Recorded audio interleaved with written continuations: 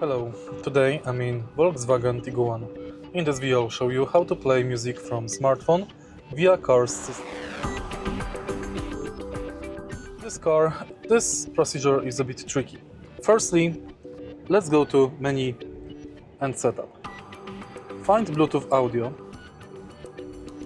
and enable it. Now take a look at the instrument cluster and go to phone.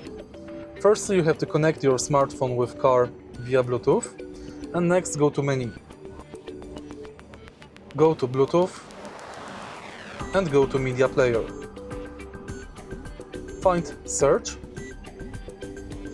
and now on your smartphone go to Bluetooth settings. Make sure to select device type as car stereo.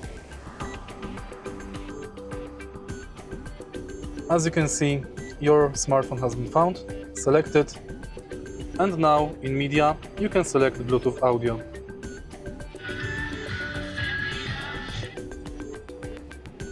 And now you can play anything you want on your smartphone, and it will be played via car's display.